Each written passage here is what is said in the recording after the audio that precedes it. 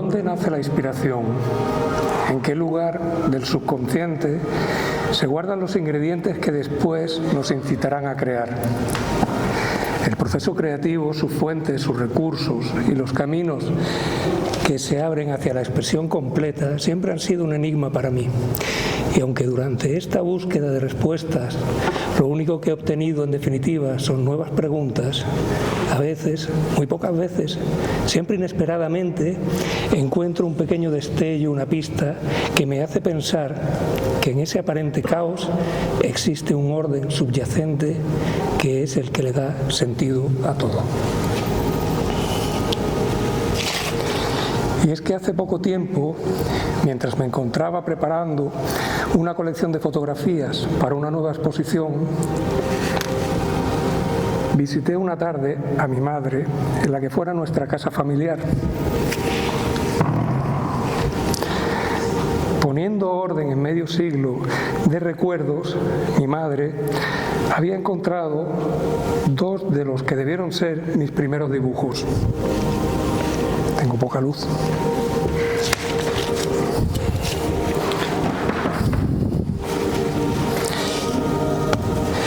Dibujos hechos cuando yo solo contaba con 4 años de edad. Los dibujos despertaron inmediatamente en mí la atención por la complejidad de las líneas sinuosas que se cruzaban sobre ellas mismas una y otra vez. Había algo estructural en ellos. Según me contó mi madre, ya por entonces yo les había puesto títulos y como aún no sabía escribir, le había pedido a ella que los escribiera en una esquinita.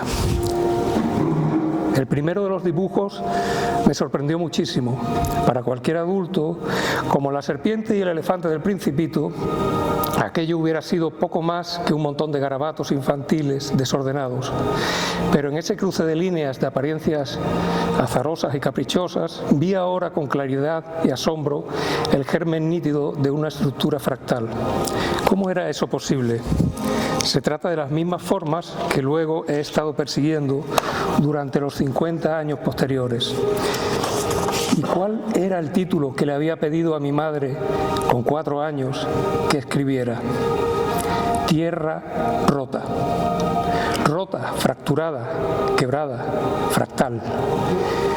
Y la tierra. La inspiración ya estaba sembrada en mí. Recordé con el dibujo en mis manos que en aquel tiempo cada día atravesábamos el enorme puente de Santa Eulalia y que a su sombra aparecían durante la bajamar maravillosas extensiones de marisma voluptuosas, quebradas y ramificadas. Cada día pasábamos ese puente y mi yo infantil pegaba su cara a la ventanilla del coche, fascinado por aquel entresijo de canales y esteros. Atravesar ese puente sobre las aguas de la ría del Odiel era ya en sí mismo casi un sobrevuelo, como tantos vuelos fotográficos que haría décadas después. Pero cuando aún me encontraba impactado por el dibujo de la tierra rota, esa tarde de reencuentros, mi madre puso en mis manos una segunda lámina. Eran miles y miles de pájaros, apretados unos junto a otros, ocupando todo el espacio posible. Y la hermosa letra de mi madre, desde una esquinita, me traía otra sorpresa. Aquella pequeña obra de arte se llamaba La isla de los pájaros, exactamente igual que como acababa de titular una de las obras que estaba preparando para exhibir en la exposición que estaba a punto de nacer. De aquel niño que manejaba lápices de colores surgió un alma inquieta que ocupó sus manos con una cámara fotográfica y se lanzó al mundo a retratar las 1000 formas de su rostro. Con 16 años hice mi primer vuelo fotográfico. Habíamos creado un grupo ecologista y luchábamos por salvar las dehesas andaluzas de las plantaciones de eucaliptos. Hacía falta un fotógrafo para sobrevolar aquellos paisajes en peligro y ahí estuve yo, asomándome por primera vez a otra ventanilla, la de una avioneta, para dejarme sorprender por lo que la tierra mostraba sin pudor. Luego vino Doñana, una época que duró más de un cuarto de siglo de mi vida, más de la mitad de lo vivido hasta hoy. Y comencé a realizar los trabajos aéreos sobre el espacio natural. Primero volé acompañando a Luis García, que era la persona encargada de los censos de aves de la marisma, pero un buen día Luis me dijo: ¿sabes qué? Ya no voy a volar más, ahora te toca a ti. Y durante otros 20 años más me dediqué a sobrevolar Doñana mes a mes. Y aunque el objetivo principal era contabilizar todas las aves acuáticas para la Estación Biológica de Doñana, era inevitable que mi cámara empezara a disparar una y otra vez sobre aquellos paisajes. Sentí una atracción desmedida por aquellas formas y también por aquellos colores que son tan distintos cuando se observan desde arriba. Disparaba mi cámara fotográfica intuyendo algo, pero sin acabar de comprenderlo, sabiendo que todo aquello ocultaba un mensaje, pero sin entender cuál era. Acumulaba las fotografías en una gran carpeta que se llamaba algo así como rasgos de identidad del paisaje aéreo, y pensaba que a pesar de mi pasión por aquellas formas, era probable que a nadie más en el mundo les pudieran interesar. Un buen día, un amigo, Fernando Hiraldo, me dijo: ¿tú me permitirías que se las enviara a una persona a la que creo que les van a interesar? Y sin sospechar la importancia de aquel momento le dije que sí, que podría enviarlas. El teléfono no tardó en sonar. Al otro lado del auricular me hablaba una voz nueva que me traía una palabra que definiría a partir de aquel momento mi trabajo. ¿Sabes qué son los fractales?, me dijo. Pocos días después, aquella persona vino a Doñana a abrirme su universo de conocimiento. Dedicamos varios días a pasear a pie y en avioneta por aquellos paisajes asalvajados. El pensamiento sobre el paisaje, sobre la gramática con la que se expresa la tierra, estaba germinando en mí. Aquella persona no solo era un gran científico, también era un gran divulgador, y lo que lo hacía aún más especial, tenía alma de poeta. Su nombre es Juan Manuel García Ruiz.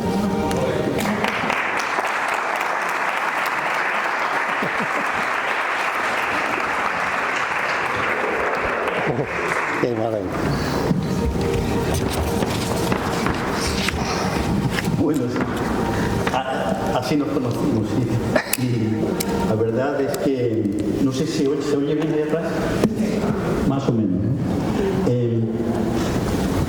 Me acuerdo que Fernando Hiraldo mandó un CD y decía: te va a encantar, y efectivamente me encantaron, porque las fotos que son estas que están pasando de aquí, son fotos maravillosas, como ya habéis podido imaginar, fotos que encandilaban a cualquiera que las viera, fotos que después se han publicado por todo el mundo y que se han usado en la película como La Isla Mínima, ¿no? Y que yo creo que de La Isla Mínima cualquier persona con la que hable de esa película te habla en lo primero de las fotos, ¿no? Y la verdad es que tenían un encanto. Pero para mí además era que por primera vez yo en ese momento estaba muy interesado en la geometría fractal. En 1980 se había publicado el libro de 82 de Mandelbrot sobre la geometría fractal, y era un nuevo concepto. En la geometría este hombre defendía, y se demostraba, y hoy en día todo el mundo lo acepta, que la geometría de la naturaleza es la geometría fractal, que es una geometría que está basada en la curvatura y en la ramificación, fundamentalmente, ¿no? Son estructuras como estas que veis aquí, que son estructuras que tienen lo que se llama una semejanza a escala o autosimilitud. Es decir, que si vosotros no veis, es decir, si no hay algo que te dé la escala, eres incapaz de saber a qué escala está hecha esa fotografía. ¿Por qué? Pues porque en la naturaleza tú tienes básicamente los mismos patrones a distintas magnificaciones. Entonces ves algo de microscopía electrónica de barrido, y lo ves después en microscopía óptica, y después lo ves en la escala humana de tus ojos, y después lo ves desde el cielo, y siempre estás viendo el mismo patrón más o menos. Y es el patrón de la naturaleza, es un patrón en el que es un patrón fundamentalmente que nosotros lo identificamos hoy en día con lo hemos aprendido a identificar con lo que sería la sensualidad y con lo que sería la humanidad, en cierta medida. Es un patrón que es el patrón propio de la naturaleza. Estuvimos estuvimos trabajando, bueno, lo pasábamos estupendamente discutiendo. Chiqui es un gran conversador y un excelente intelectual, entonces continuamente estábamos hablando y bueno, haciendo ahí, sacamos un dominical en el país y 4 libros. Básicamente dándole vueltas a esa idea. Pero una de las cosas que, bueno, hicimos una exposición también. Hicimos una exposición muy grande, sí. Eso es. Que fue por toda España. Efectivamente. Y recuerdo que hicimos un librito, tuvimos que hacer un librito para esa exposición que se llamaba Fractales, qué, por qué y para qué. Y ahí lo fuimos viendo de una forma que, claro, si tú ves las fotografías de Chiqui, no solamente aquella fotografía en que se mostraba la geometría de la naturaleza, sino fotografías en las que se metía la geometría de los humanos, entonces se veía que existía efectivamente un conflicto entre las dos simetrías. La simetría nuestra es una simetría que está basada en la geometría euclidiana, en la recta, en los ángulos diedros, en la cuadrícula, y entonces es completamente diferente que la geometría de la naturaleza. La primera recta que aparece en el universo es cuando alguien coge un palo y traza una línea recta y pone semillas en él, ¿no? Y a partir de ahí, pues tenemos la agricultura, las cuadrículas, empezamos a medir, porque claro, un problema que tiene la geometría de la naturaleza, la geometría fractal, es que no puedes medir. ¿Por qué? Pues todo es curvo, todo es ramificado, y depende de la escala a la que lo midas, pues mide una cosa u otra. Por ejemplo, la frontera, eso lo hicimos en nuestro libro, en la exposición, la frontera entre España y Portugal, pues es una frontera que dices, bueno, ¿y cuánto mide? Bueno, pues depende de la escala que lo mide. Porque claro, si tú lo mides en un librito en el que está ahí dibujado un mapa de Portugal, pues si el mapa es en escala 1.000.000, pues pide tanto, ¿no? Pero si tú lo haces a mayor escala, claro, donde antes era una recta, ahora hay una quebrada. Y entonces ya mide un poquito más. Si lo hace mayor, mide un poco más. Y claro, no es lo mismo si tú mides en un plano, en el mapa de Google Maps, que si tú realmente haces la frontera andando, ¿no? ¿Por qué? Porque depende de la escala que lo midas. Y eso es una característica de la geometría fractal. Claro, los humanos, nosotros teníamos que medir, y para eso lo que habría que hacer era utilizar la geometría de la recta, la geometría euclidiana. ¿De acuerdo? Eso produce pues un conflicto de geometría que quizás después, ¿no?, tendremos algunas fotos para que lo veáis. Pero ¿de dónde nace ese conflicto? Pues yo he venido estudiando esto, y aquí os pongo algo que os han repartido unos cristales, ¿no?, de cuarzo por ahí. Esos cristales de cuarzo son los primeros objetos que los homínidos coleccionan antes de que aparezca incluso la conciencia, desde hace al menos 800.000 años, 780.000, 800.000 años.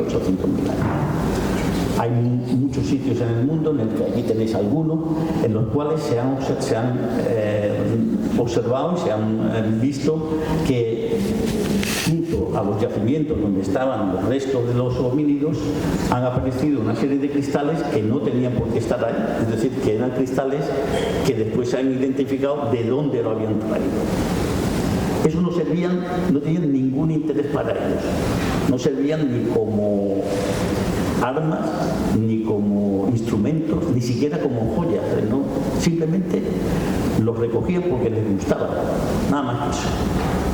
Entonces, bueno, ¿por qué le gustaban a los homínidos estos cristales, ¿no? Entonces, pues hemos hecho una serie de experimentos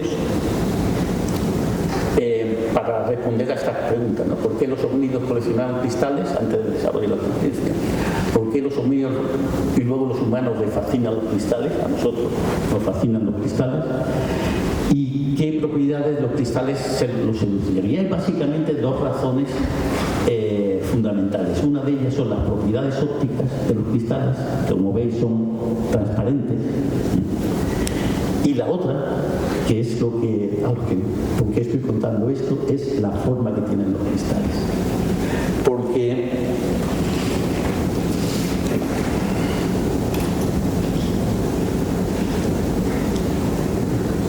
hicimos unos experimentos para ver precisamente eso, ¿no? ¿Qué es lo que le atraían a los chimpancés? Y para eso lo que hicimos es, habéis visto esta película, obviamente, seguramente, ¿no? La 2001, la Odisea del Espacio.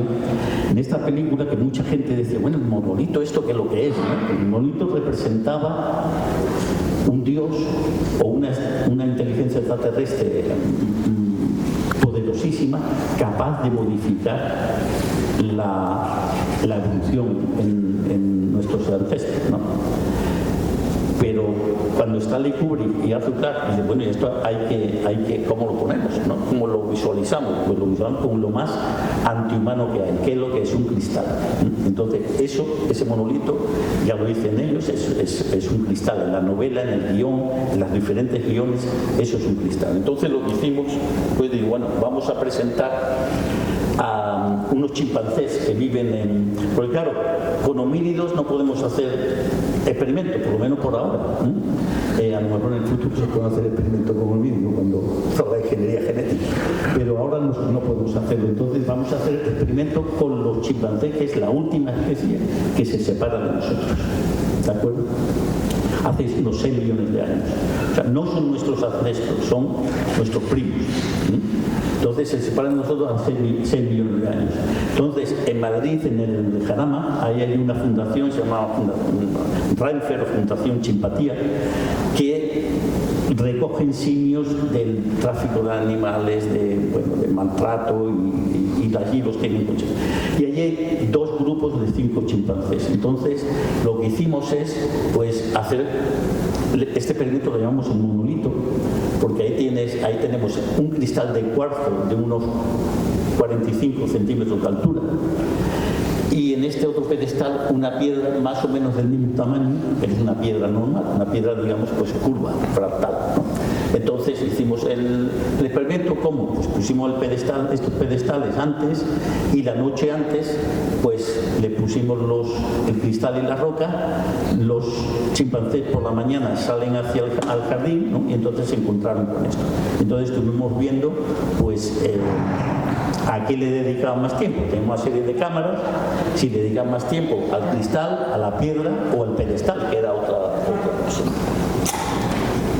Entonces,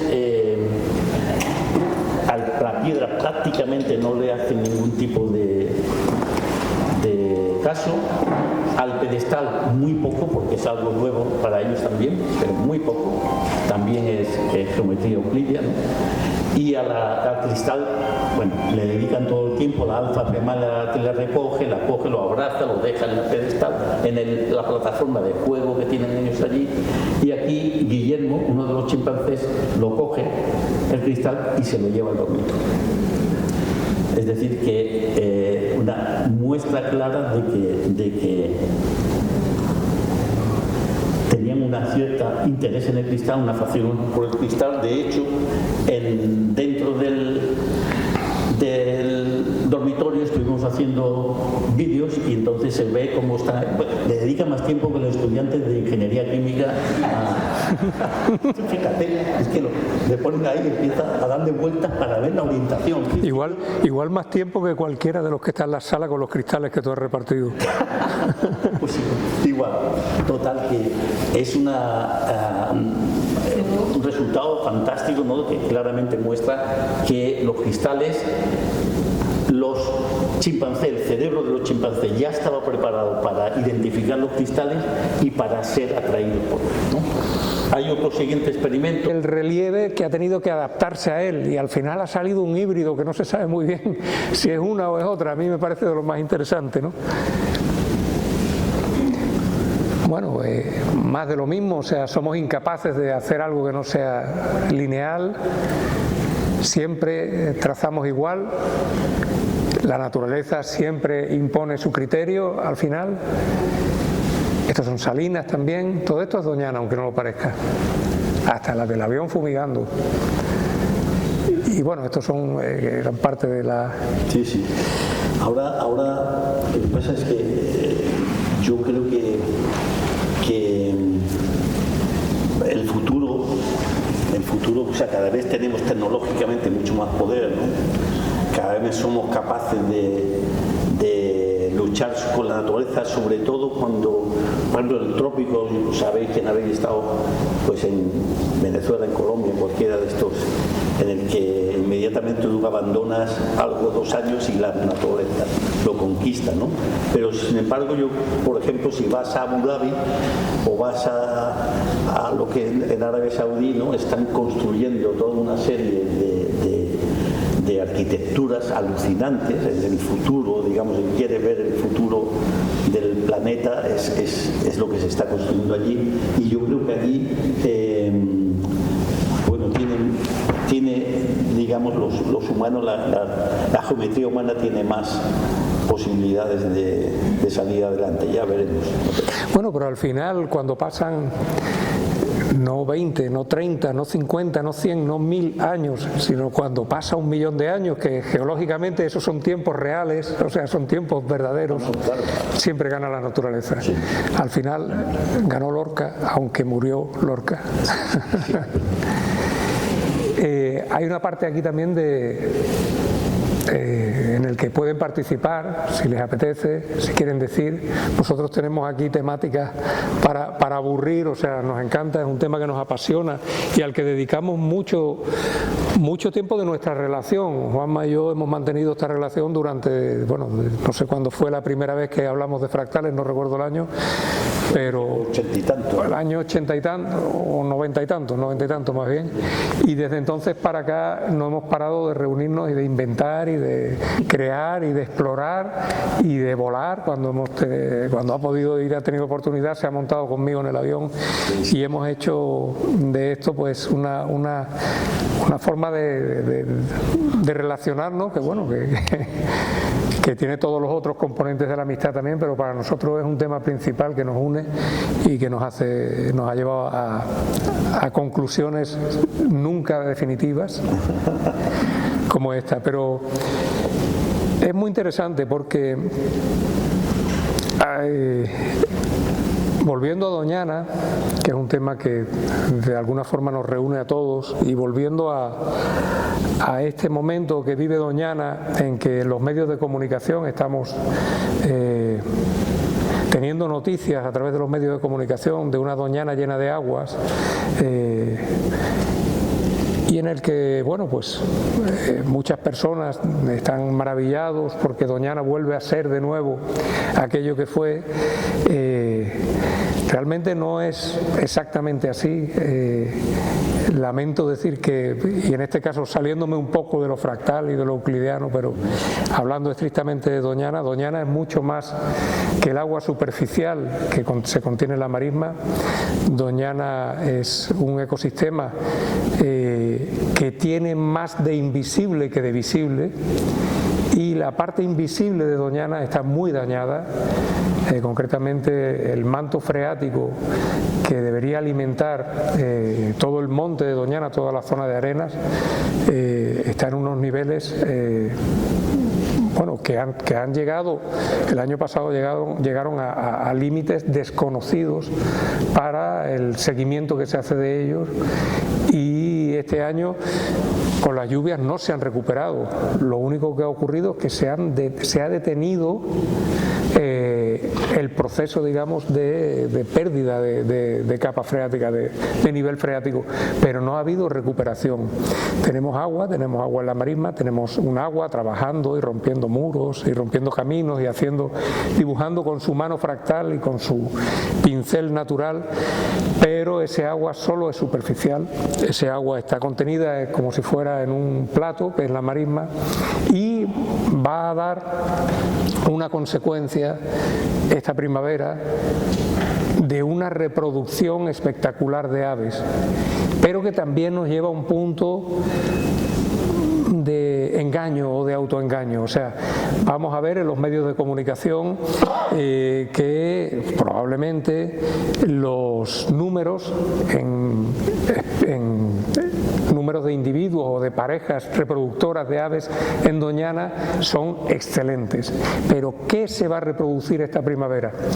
Cuando yo llegué a Doñana, y en los primeros, son casi 30 años que estuve en Doñana, 27 años concretamente, trabajando y viviendo en Doñana, durante esos 27 años, pongamos que los primeros 20 y tantos, Doñana era muy, muy parecida, si no exactamente igual, a la Doñana que se protegió en los años 60 y a la Doñana que visitó Valverde muchos años antes y a la Doñana que vieron los ornitólogos y los naturalistas románticos del siglo XIX y del siglo XX. Eran las mismas especies, eran con números más o menos distintos, pero más o menos aquella Doñana se parecía muchísimo. Más o menos estábamos viendo lo mismo. Y sin embargo, en los últimos años tenemos especies distintas. Entonces, lo que vamos a ver en la prensa es que vamos a tener, este año pasado tuvimos 40.000 parejas de moritos. Morito es un ibis. Vamos a tener, figúrate, garceta grande, no sé cuántas mil, una serie de especies que nos va a parecer que Doñana está salvada, pero esa Doñana era la Doñana que protegimos. Cuando yo empecé a trabajar en Doñana, la garceta grande creo que no se había visto nunca. Y el morito no se reproducía en Doñana desde la posguerra. Y entonces era una especie no tan abundante. Todas estas especies que se van a reproducir ahora responden a los cambios, más allá del cambio climático, a los cambios globales, al manejo que estamos haciendo de la naturaleza. En concreto en Doñana hemos metido especies nuevas, el cangrejo rojo americano, por ejemplo, que da de comer a estas especies y no a las que nos interesaban cuando protegimos a Doñana. Entonces, vamos a estar muy contentos de algo que no se parece a lo que es, como si nos hubiéramos casado con una persona y con el paso de los años no nos diéramos cuenta de que nos han cambiado en el matrimonio a la persona y siguiéramos celebrándolo, pero es otra persona, es otra Doñana la que estamos celebrando. Entonces sigue siendo preocupante. Doñana sigue estando en un estado, a mi parecer, al menos, en un estado muy límite realmente. Doñana no es solo la marisma, Doñana son masas arbóreas, Doñana son varios ecosistemas, están todos muy dañados, incluso la marisma está muy dañada porque no son las especies que tenía que haber, no es el bioma que tenía que existir, es una cosa distinta y es un recipiente, lleno de animalitos, efectivamente, pero tienen tanto valor esos animalitos como aquellos que deseábamos proteger cuando la protegimos. Esa es la cuestión. Que el déficit hídrico va a seguir a pesar de... Y además ocurre esto, el déficit hídrico, va a seguir siendo, esto es un espejismo. Hemos tenido agua, estamos metidos en una locura climática, yo ya no le diría ni cambio, le diría locura, y no vamos a tener años medios, vamos a tener años de mucha agua y años de sequía absoluta. Y esto, va a ser, lamentablemente no va a ir a mejor. Yo quisiera hacer referencia que habéis estado citando a filósofos. A filósofos relacionados con los cristales y con la geometría. Y quisiera hacer referencia a Espinosa, que fue además pulidor de mentes. Es decir, que estaba súper relacionado con los cristales. Espinosa, el autor de la ética, tan importante en la historia de la filosofía, ¿no? Eso, sí. Y es muy interesante eso. Luego después, lo que respecta a la arquitectura, me gustaría señalar el Café Cubista de Praga, que es muy interesante como edificio. Sí, en edificios, en la arquitectura es interminable, ¿no? Pero es donde yo creo que más se ve esa influencia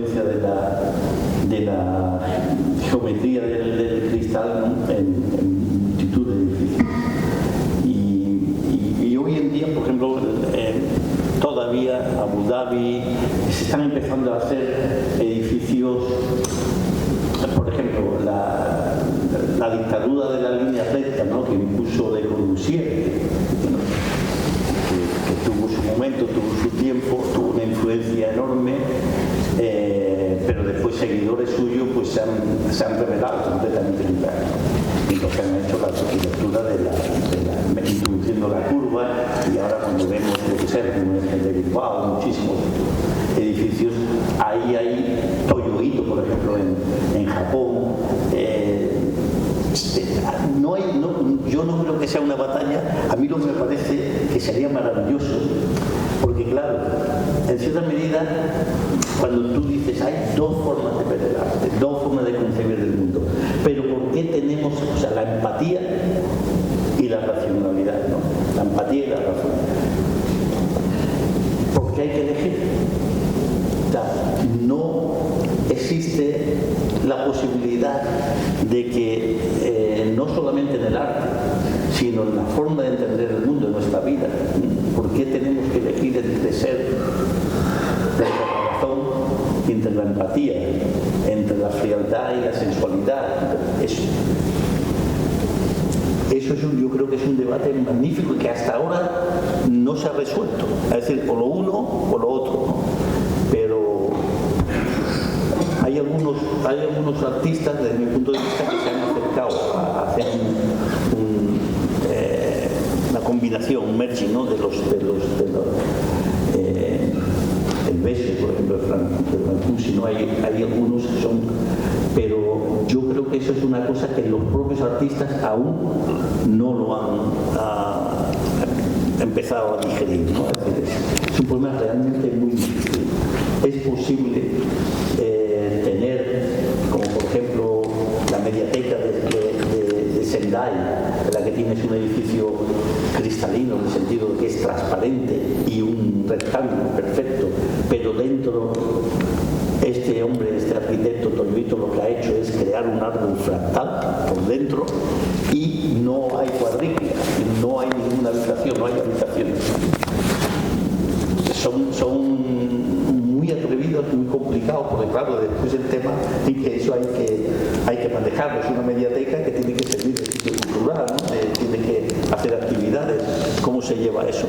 Yo creo que es tremendamente importante. Una de las cosas que nos dicen estos experimentos de chimpancé que estamos haciendo es que si es verdad lo que estamos nosotros proponiendo, si es correcto, lo que nos rodea en cierta medida está conformando nuestra forma de entender. ¿Sí? Es muy distinto que tú estés viviendo en un barrio de casas cristalinas, cuadradas y tal, que todas son iguales, que todas las ventanas están a la misma distancia una de otra, como Nueva York.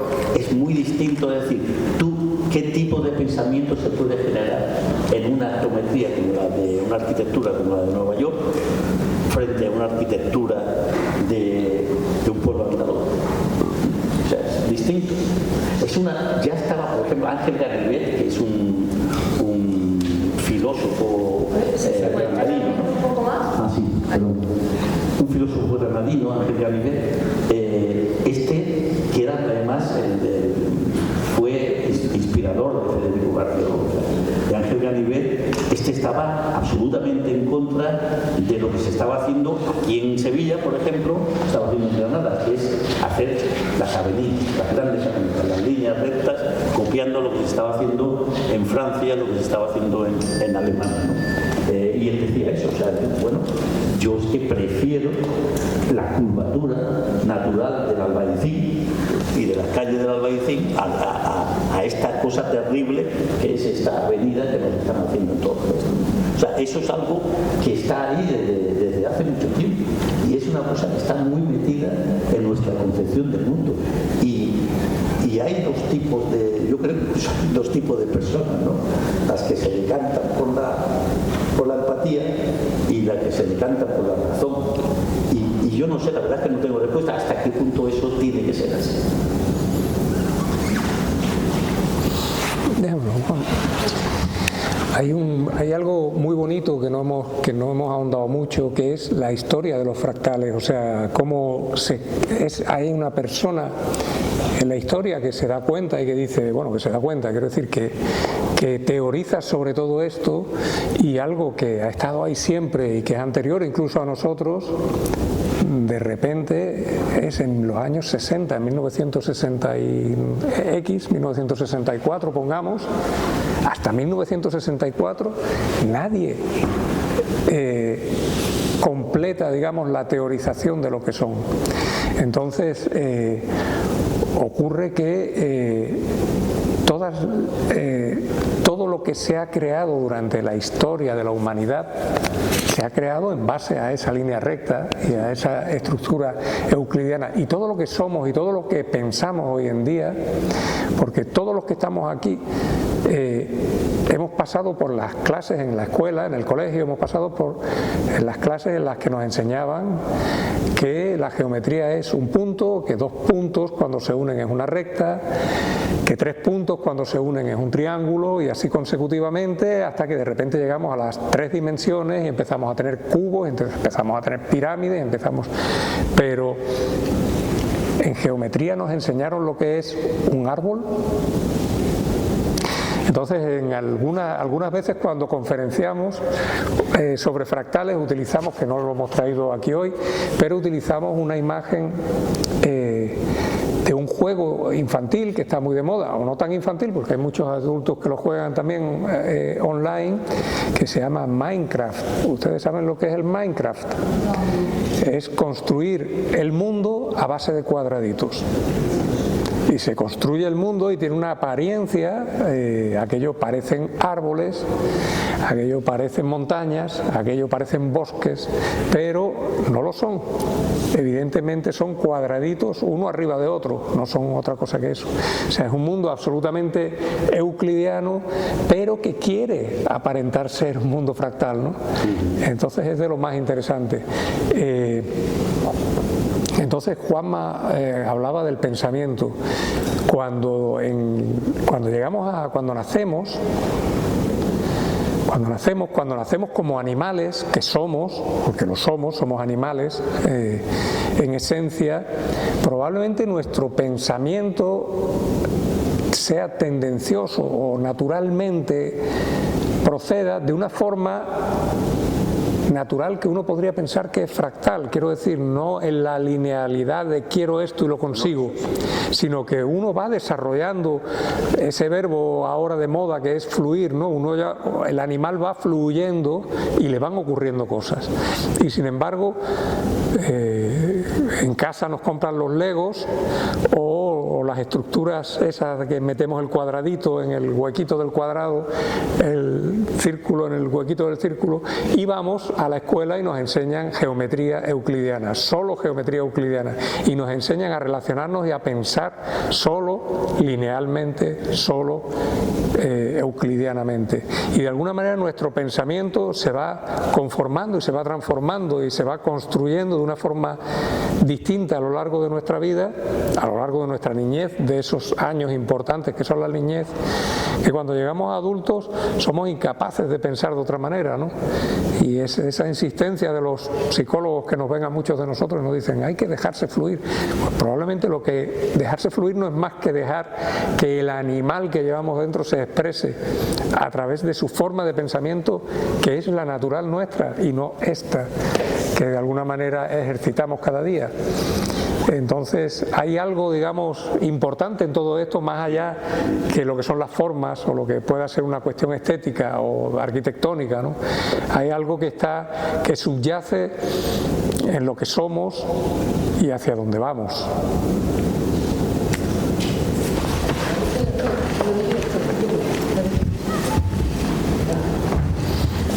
Bueno, muy interesante todo, ¿no? Realmente. Yo quiero hablar como estamos hablando de las líneas rectas, quisiera saber también lo que pensáis de las curvas, porque por ejemplo tenemos a un Gaudí, que es la maravilla de las maravillas, y tiene también su importancia magnífica y extraordinaria, simplemente, porque yo soy una gran admiradora de Gaudí. Me encantan las rectas, pero las Ok, eso es una parte. Y otra parte quería decir que en el momento que has hablado de Doña Ana, que hay una especie de recuperación, Doña Ana que yo conozco también y que la amo, hemos hablado de los pesticidas con relación a lo que están comiendo las aves, porque eso que tiene que tener un perjuicio al lado de lo que hay y de los productos que están envenenando, no los pájaros, y a nosotros también, nos están envenenando poco a poco y no nos damos cuenta, ¿ok? No creo que exagere, no se ha hablado de eso para la recuperación, que es primordial para la recuperación de la fauna, ¿no? Gracias. La curva. Sí, bueno, claro, Gaudí me está hablando, sí.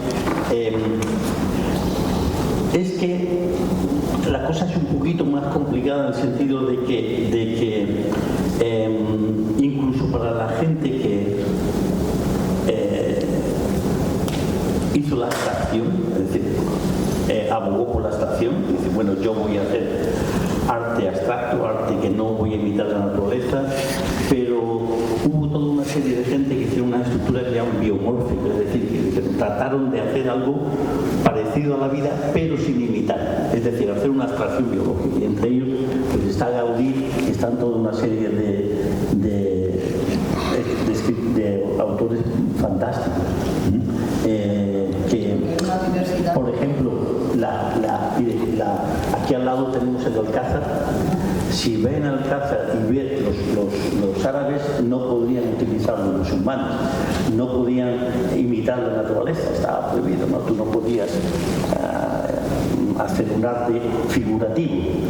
Pues ellos inventan, en cierta medida, jardines maravillosos, porque si se va a la Alhambra de Granada, como aquí ves en la cierta, todas esas estructuras son estructuras muy biológicas, son estructuras que son sensibles, son estructuras que te llegan sensualmente y sin embargo están hechas todas con geometría pura. Entonces, hay formas también. Yo recuerdo que esta bailarina que os he dicho antes, Vanessa Ibar, yo le dije, tenemos que hacer una cosa en el que vamos a bailar Poeta en Nueva York. Entonces tienes que ir primero de flamenco y tal, un poco, después llegamos a Nueva York, estás allí con el jazz, estás allí con la estructura geométrica, con el baile geométrico, y después Federico García Lorca va a Cuba, a La Habana. Y entonces son de negro, ahí ya la sensualidad absoluta, ¿no? En ese momento. Entonces yo le decía, entonces ahí tienes que hacer un baile que tienes que mover el culo. Entonces me dice ella, que yo me acuerdo que estábamos en Vivirrambla, la plaza de Vivirrambla en Granada, me acuerdo perfectamente. Y me dijo esto y yo me estuve toda la noche pensando, pues Ana, que lleva razón, es decir, ¿por qué? ¿Por qué tiene que ser la sensualidad simplemente la curva? ¿Por qué tiene que ser la sensualidad el contoneo? ¿Por qué no puede ser la sensualidad lograda con la línea recta? Y ella lo hace y lo logra. O sea que yo creo que todo esto es un debate en el que poco a poco yo creo que vamos a ir viendo, vamos a ir a llegar a una confluencia entre dos formas distintas, que no tenemos que ser tan antagónicos unos de otros. No tenemos que elegir. Ahora hemos hecho un corto sobre Lorca y Dalí y en un momento Federico le dice, pero ¿por qué tenemos que elegir? ¿Por qué tenemos que elegir? Y yo creo que eso es algo que ahora nos está conformando. Todo esto lleva tiempo, es decir, los cambios culturales llevan muchísimo tiempo, entonces no se pasa mucho. Pero yo creo que discurso, esta dinámica entre las formas, entre las geometrías, en el arte y el pensamiento, yo creo que es algo que todavía está ahí en un juego que va a tener mucho. Y con respecto a los pesticidas, es también lo mismo.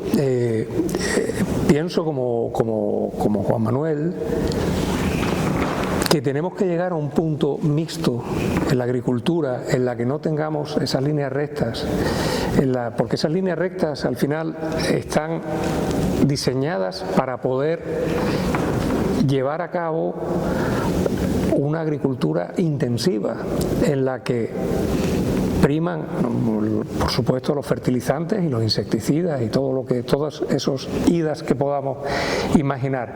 Y sin embargo, hoy en día están empezando a aparecer nuevos modelos de agricultura que son muy interesantes y en los que la línea recta empieza a estar en un punto intermedio, digamos, como bien ha dicho Juan Manuel, no prohibida, pero sí adaptada, y empieza a haber tipos de agricultura súper interesantes a la tierra, donde hay un respeto a la naturaleza y a la forma de la naturaleza, al agua de escorrentía, a evitar que haya una agresión y una erosión posterior, o sea,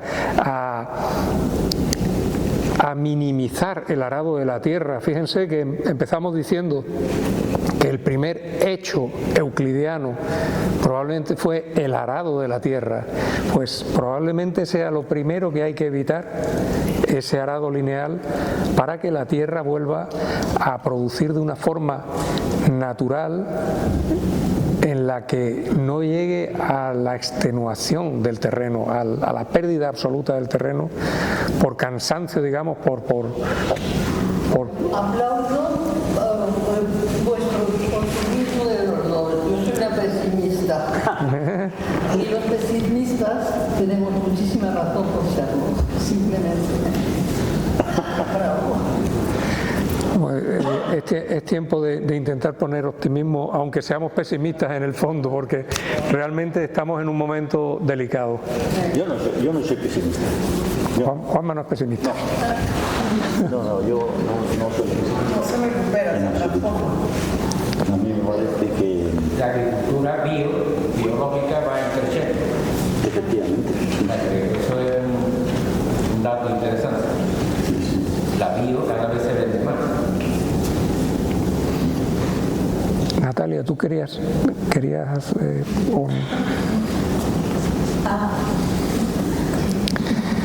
déjamelo un momentito. Como somos un poco incorregibles, Juan Manuel y yo, y un poco gamberrillos, nos hemos saltado el protocolo que llevaba unas palabras previas de Natalia presentándonos, y nosotros ni nos hemos presentado ni nada, nos hemos puesto a hablar aquí alocadamente. Entonces, con todo respeto, Natalia, por favor. Gracias.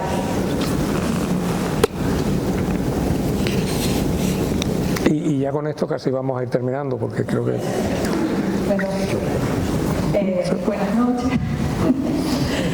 Vamos entonces primero darle las gracias de verdad por estar aquí con nosotros, y vamos a presentar formalmente la trayectoria curricular de ambos participantes de un modo resumido, porque de verdad la información que tenemos de ellos es súper extensa y además muy interesante cada uno en sus diferentes áreas.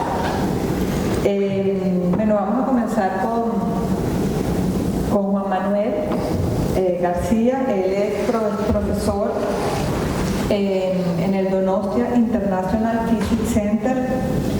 Es un reconocido experto en cristalización de minerales, fármacos y macromoléculas biológicas.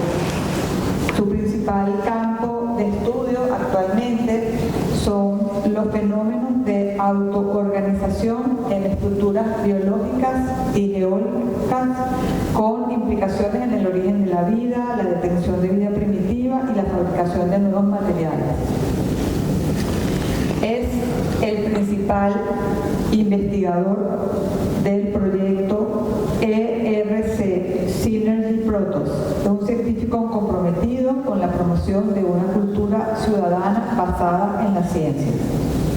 También es el creador del concurso de cristalización en la escuela. Es un conferencista habitual en universidades, instituciones de todo el mundo y divulgador científico, incluido en varios formatos como los documentales televisivos El misterio de los cristales gigantes, exposiciones como Armonía Fractal en Doñana o El poder de los cristales, o libros de divulgación como Cristales cristales, descubrir y fractales. Y el ilustrador alemán Tim Luckert creó el cómic Something in the Water, inspirada en sus expediciones por África. En los últimos años ha desarrollado una línea de investigación sobre el impacto de los cristales y la idea del cristal en las artes y el pensamiento. Por favor, un aplauso.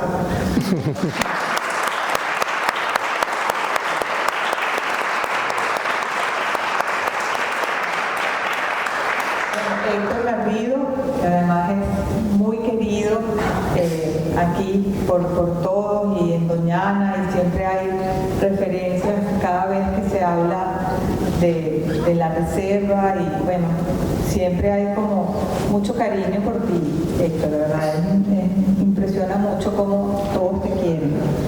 Él es un artista visual y escritor, bueno, cuya íntima trayectoria está ligada a Doña Ana. Trabajó, como él dice, más de 27 años como técnico, divulgador, fotógrafo, primero para el Parque Nacional y finalmente para la Estación Biológica Doña Ana Cecilia. Fue uno de los últimos habitantes de la reserva biológica. Bueno, allí nacieron sus hijos. Todavía estoy padronado. Gran parte de sus hijos en el emblemático enclave aislado de Martinazo. Con 24 libros publicados, 24 libros. Destacan obras como Fractales, Anatomía íntima de la marisma y Cuba iluminada. Sus textos y fotografías suelen aparecer regularmente en medios de comunicación. En el cine sobresale su trabajo en La Isla Mínima de 2014 y es autor de sus icónicas imágenes aéreas, Sergio y Sergey y Cacique, que es la producción que tiene actualmente. Su trabajo en el CSIC lo llevó a acompañar múltiples expediciones científicas por todos los continentes, derivando en exposiciones y publicaciones profundamente comprometidas con la conservación de la naturaleza y la salud del planeta. Tiene muchísimos galardones. Destaca el Premio Nacional de Periodismo Doñana Sostenible del 2008, Premio Excelencia del Arte 2016, Medalla de la Ciudad de Huelva 2019 y Premio Nacional de la Academia de Ciencia de Cuba 2023. Un aplauso para él.